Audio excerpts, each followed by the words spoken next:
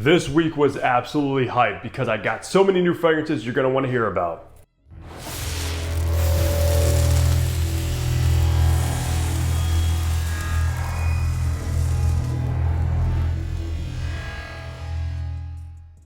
What's good, guys? Hunter here and welcome back to Fragrance Hunter. I hope all of you had a great week. My week was a little bit mad because I am getting a little bit sick, kind of under the weather, but of course, I put out so many good fragrances and was smelling excellent every single day of this week. And if you are new to this series, what I do is I basically run down what fragrance I'm wearing each day, how many sprays, the kind of weather outside, and of course, if that fragrance got any attention or not. So you want to get right into Monday? Let's go ahead and do it. Monday was in the high 80s and sunny, and I pulled out one of the most anticipated designer releases of 2025, and it is Chanel's Bleu de Chanel's L'Exclusive, guys. I've actually had this fragrance for probably a few weeks now, been testing it, wearing it, etc. My review is coming very, very soon, but guys, this is the absolute GOAT of all the Bleu de Chanel's over the EDT, EDP, and the parfum. This one right here is something so special, very luxurious, just like the name suggests, guys. Of course, it comes with a very, very hefty price tag for a Bleu de Chanel. But this is pretty much like Chanel's take on Bleu de Chanel that can be a part of like the less exclusives from Chanel, which is their higher end line. But with this, you're still going to get that signature kind of Chanel's grapefruit, lemon, zesty kind of citrusy opening, but it's far darker, far deeper, that dries down to this very resinous, warm amber, rugged leather, and one of the most luxurious, creamy sandalwoods I've ever tried. You can tell this has some of the most high-end, luxurious notes used in perfumery, hands down, guys. This stuff smells very, very expensive. And if you just want the ultimate Bleu de Chanel, this is now the one to go for. This is like the Rolls Royce of Bleu de Chanel's, hands down. On that day, I went with 5 sprays of L'Exclusive. I did get a compliment from my girl when she came in the door. She's like, "Oh, I smell Bleu de Chanel today." So it still has that recognizable Bleu de Chanel that we all are familiar with, guys. That set a trend all the way back in 2010, which is crazy to think about that. Bleu de Chanel has been around for 15 years, the OG, and basically started the whole blue trend. So this is like a new era of Bleu de Chanel, and it's incredible. So let me know down below if you guys had the chance to get your nose on this one, because I'm very curious what you guys are thinking about it. Tuesday was also in the high 80s and sunny, and I went with Goldfield & Banks Ingenuous Ginger, which I just recently dropped my review of this one, guys, and absolutely a contender for my new signature scent because it's in the same realm of Tigar,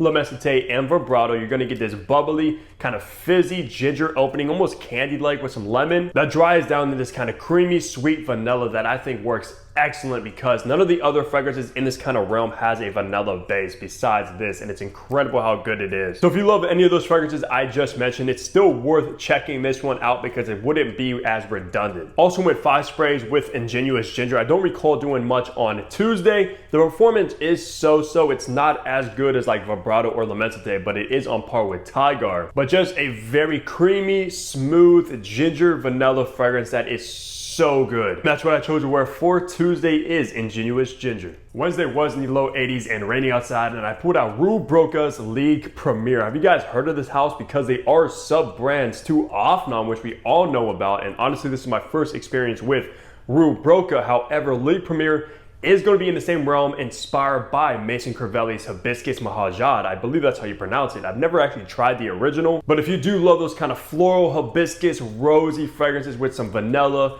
patchouli, peppermint base, and also even some like rugged kind of leather in the dry down as well, you're gonna love this one because it has a heavy dose of this floral opening from the hibiscus and a little bit of rose, and somewhat smells like royalty, guys. This stuff smells very, very luxurious, and I guess would be a great alternative to Hibiscus Mahajad, which is very expensive from Maison Crivelli. And you already know if it's a sub-brand to Offnon, it's pretty much almost guaranteed to be a banger. And this bottle is pretty cool with this kind of gemstone on the top, kind of crooked as well, which is very unique. It was a good day to kind of rock this one, test it out because it was rainy, wasn't too hot. I did do 5 sprays of League Premier. The performance was actually pretty solid. I believe this is an eau de parfum as well, which it is. So for any Hibiscus Mahajad lovers out there, you don't want to spend that hefty price on that particular fragrance. You're looking for an alternative, you got to check this one out because this is the only one that I can think of on the top of my head that is inspired by it, and it's actually a very pleasant scent profile. Thursday was in the low 80s and sunny outside, and I went with Orientica's Dynasty, which is the newest fragrance from Orientica, and honestly, might be my new favorite from the brand. This stuff absolutely blew my mind. I still can't believe how good this is, and obviously a lot of you guys probably never heard of it. and this is gonna go completely under the radar as a banger. Because you do get this kind of citrusy, spicy opening from like bergamot, pink pepper, but also a huge dose of this resinous elemi right away. That dries down to this very fruity, juicy raspberry note with a huge smoky vetiver, guys. The vetiver in here comes across so smoky, and I'm actually surprised there's no leather detected, even though I'm definitely picking up a leather, no doubt about it. And it's kind of in the same realm as something like Forever Wanted Elixir by Azzaro, of course, like Tom Ford's Tuscan Leather. Even though it still sets itself apart, it's not an absolute clone of any of those. This one's actually much smokier from the vetiver, much fruitier from the raspberry, and has that kind of resinous, elemi, kind of citrusy, spicy opening. Also getting a huge dose of this earthy patchouli as well, which, man, this stuff is so addictive. Honestly, when I wore it on Thursday, I couldn't stop reapplying it. It was just so good, not because the performance wasn't there, I'm just so addicted to the opening for some reason. And if you haven't already checked out Orientico, what are you doing, guys? They have so many awesome fragrances that for some reason go under the radar, complete hidden gems. They also have one of the best alternatives to imagination called Azure Fantasy, hands down. But this has got to be one of my favorite releases of 2025 so far that is going to be a complete hidden gem. Now on Thursday, I did do 5 sprays of a Dynasty. The performance was excellent. Pretty much smelled it into the next day, especially on my clothes. Wow. So if you love resinous, kind of ambery, earthy patchouli, smoky vetiver, fruity raspberry fragrances, you have to check out Dynasty, especially once it starts hitting discounters, because this one's absolutely going to be worth it, you guys checking out. Friday was in the mid 80s and sunny outside, and I put out the brand new Viktor & Rolf Spice Bomb Metallic Musk. I finally got this one in. I know a lot of people did get it very, very early, like a few months ago, but it finally released. And I gotta say, this might be one of the best spice bombs in their lineup now, and they have so many, because this one definitely does take it in a different direction, but still very much has that opening from the OG, being very spicy from like cinnamon. This one does add this kind of bright, almost cloud-like musky aldehydes in the opening. But the dry down is completely different than any other spice bomb, being very, very musky, with a heavy dose of this kind of soapy, aromatic lavender. And this is pretty much a spice bomb that can be signature scent worthy and basically worn all year round, unlike the others. On that day, I did do 5 sprays of Metallic Musk. Performance is very good as well. I did get 2 compliments. The first came from when I was getting my hair cut. The lady that was cutting my hair, she's like, "Are you wearing Burberry Touch today?" Which kind of shocked me, because once she said Burberry Touch, for some reason, I kind of correlate these two together as far as like the scent profile. And obviously I said no, but she said whatever I'm wearing smells so good. She said it like multiple times as she was cutting my hair. But it is kind of interesting that she did bring up Burberry Touch, because in the dry down of this one, it is kind of similar. And then also got a comment from my girl when she came around. She just said I smelled so good. Then we went on a date night, got some dinner. She kept telling me throughout the evening how good I smelled while wearing this one. This fragrance absolutely got the most attention during the week, and like I said, if you're looking for a signature scent spice bomb, this might be the best one to get. Saturday was in the high 80s and cloudy outside, and I put out Super's Budapest Abu Dhabi, which I believe is the first time I actually wore this one and experienced it. And wow, guys, if you love something like Montal's Arabian's Tonka, which I know so many of you guys do, you're gonna love this one, because it's going to be in the same realm as that. Very dusty, kind of Middle Eastern rose with, of course, oud. You also get some vanilla, spicy saffron, and of course that resinous amber. It absolutely will probably remind you of Arabian's Tonka. However, it's not a clone of it, just very, very similar, maybe inspired by it, but goes in its own direction and might even be more powerful. Which is crazy, because I'm not really the biggest fan of Arabian's Tonka. I do have a bottle right behind you guys. I thought maybe it was a little bit too feminine. You also still get the tonka beans in here,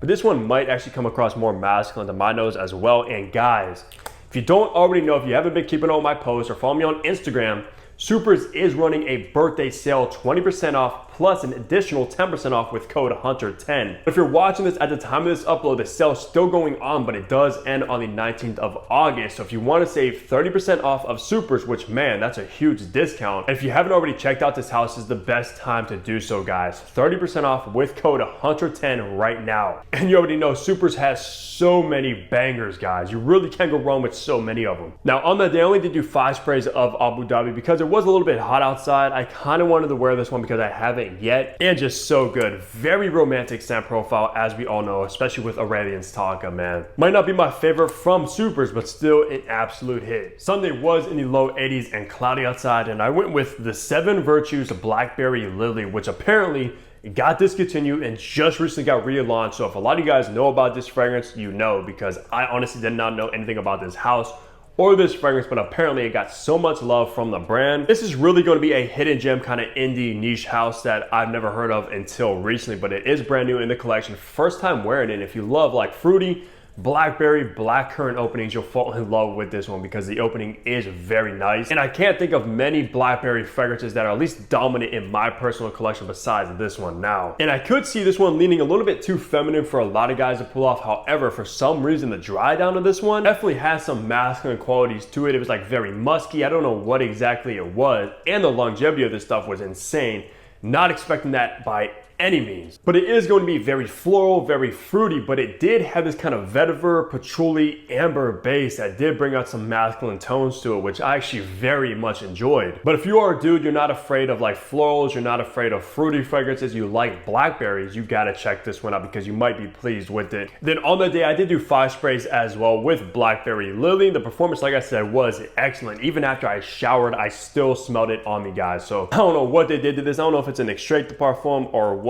No, it's actually an eau de parfum, but man, this stuff performs like an extrait, hands down. So very different, unique fragrance that I thought was a good kind of fitted fragrance for especially Sunday when I was relaxing, wanted a peaceful day, something kind of easygoing, and this is exactly that. But that's gonna do it for my weekly fragrance rotation. As always, drop your rotation and down below if you haven't already, because you guys already know you all pull out bangers that I love seeing and putting me onto some new stuff as well that I never heard of, never tried before, etc. So I'm excited to see what you guys have been rocking throughout the week. But besides that, leave a like on the video, subscribe below if you haven't already, because what are you doing? I got you with pretty much a daily fragrance content, and I'll see all of you back here tomorrow.